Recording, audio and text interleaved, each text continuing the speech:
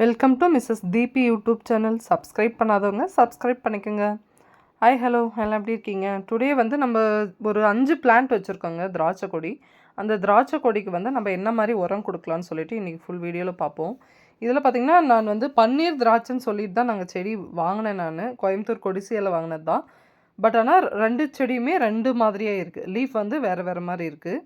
பார்த்திங்கன்னா இது பாருங்கள், இது கொஞ்சம் வந்து ஒரு இந்த புடலங்கள்லாம் இருக்கும்ல அந்த மாதிரி வந்து லீஃப் வந்து இலைகள் வந்து கொஞ்சம் பெருசு பெருசாக தான் இருக்குது. ஆனால் வந்து நிறைய பூச்சி பிரச்சனை இருக்குங்க. ஓகேவா? இந்த செடிக்கு பொறுத்த வரைக்கும் பூச்சி பிரச்சனை இருக்குது. அதே மாதிரி இதனுடைய இந்த கொடி போகுது இல்லையா, அதனுடைய தண்டு பார்த்திங்கன்னா ரொம்ப ரொம்ப மெலிசாக இருக்குது. நம்ம இது வரைக்கும் வந்து இயற்கை உரம் கொடுத்துட்டு தான் இருக்கோம். ஓகேவா? அப்பயும் வந்து நம்மளுக்கு அதுக்கு போதுமான சத்து வந்து இருக்காது. ஏன்னா செடி வளர வளர சத்து வந்து நம்ம கொடுத்துட்டே தான் இருக்கணும். அது நான் இதை கொஞ்சம் நான் வந்து லேர்ன் பண்ணும்போது பார்த்திங்கன்னா வேப்பம் புண்ணாக்கு கொடுக்கலாம் அப்படின்னு சொல்லிட்டு நிறைய பேர் சொல்லியிருந்தாங்க. அதனால் நம்ம இன்றைக்கி வேப்பம் புண்ணாக்கு தான் கொடுக்க போகிறோம். வேப்பம் புண்ணாக்கு வந்து பார்த்திங்கன்னா நம்மளுக்கு பூச்சி மருந்து கடைலாம் இருக்கும்ல, உரக்கடைகள் அந்த மாதிரி இடத்துல கிடைக்குது. இந்த மாதிரி பவுடராகவும் கிடைக்குது. இன்னொன்று வந்து பார்த்திங்கன்னா நம்மளுக்கு வந்து இந்த புண்ணாக்குன்னா கொஞ்சம் ரவுண்ட் ரவுண்டாக அந்த மாதிரி இருக்குது. நான் வந்து இந்த பவுடர் புண்ணாக்கு தான் வாங்கிட்டு வந்து, இது என்ன ஜஸ்ட்டு வந்து 30 ருபீஸ் தான் பர் கேஜு. பரவாயில்ல. ஆனால் ஸ்மெல்லு நிறைய வந்து அந்த வேப்பம் அந்த இது ஸ்மெல்லு இருக்குது. அதே மாதிரி செடியை வந்து கொஞ்சம் கொத்திட்டு இல்லை கிளறி விட்டுட்டு இந்த மாதிரி வந்து கொடுக்கலாம். இயற்கை உரங்கள் கொடுக்கும்போது நீங்கள் தாராளமாக எவ்வளோ நாளும் கொடுக்கலாம், ஒன்றும் பிரச்சனை இல்லை. இந்த மாதிரி சுற்றி கொடுக்கறதுனால என்னன்னா இதனுடைய வேருக்கு வர பிரச்சனைலாம் வந்து கொஞ்சம் குறையும். ஓகேவா?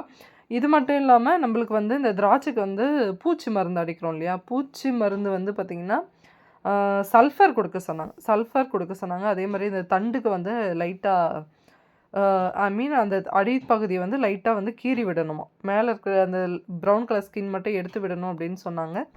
இன்னும் அந்தளவுக்கு பார்த்திங்கன்னா என் செடி இன்னும் வளரல. இது ரொம்ப குட்டிஸாக தான் இருக்குது. இதை நம்ம எங்கே வந்து அந்த மாதிரி சொரன்றதுன்னு தெரியல. அதனால் நான் வந்து அதை பண்ணலை. இயற்கை உரம் மட்டும் கொடுக்குறேன். ஓகேவா?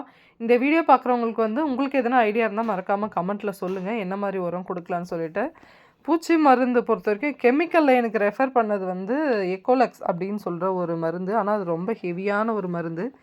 அது கொடுக்குறதா என்னன்னு தெரியல. ஆனால் செடி நம்மளுக்கு ஏன்னா இப்போ தான் வந்து வளர ஸ்டேஜில் இருக்குது. மழையினால் பார்த்திங்கன்னா அதிகமான பாதிப்பு வந்து நம்மளுக்கு கண்டிப்பாக திராட்சை கொடிக்கு வந்ததுங்க. ஏன்னா வந்து இந்த வெரைட்டி வந்து ஓரளவுக்கு தாங்கிக்கிச்சு. இன்னொரு வெரைட்டி இருக்குது, அது வந்து காமிக்கிறேன் நான். இந்த பாருங்கள், இந்த வெரைட்டி அவ்வளோதாங்க, சூப்பராக துளிர்த்து வந்தது. இந்த மழை கண்டினியூவாக இருக்கிறதுனால வந்து ஃபுல்லாக இலைகள் ஃபுல்லாக கொட்டி துளிரே இல்லாமல் போயிடுச்சு. இருந்தாலும் உயிர் இருக்குது. முடிஞ்ச அளவுக்கு அதை காப்பாற்றணும்னு சொல்லிட்டு நானும் ரொம்ப நாளாக போராடிட்டு தான் இருக்கேன். பார்க்கலாம் எந்த அளவுக்கு வரேன்னா. நம்ம தோட்டத்தில் நம்ம வச்ச 5 செடியில் இந்த செடி தான் வந்து கொஞ்சம் பெரிய சைஸாக இருக்குது. வந்து கமெண்ட்டில் சொன்னாங்க ஒருத்தவங்க. ஓகேவா? அவங்களுக்கு ரொம்ப தேங்க்ஸ். திரும்பி சொல்கிறேன் நான்.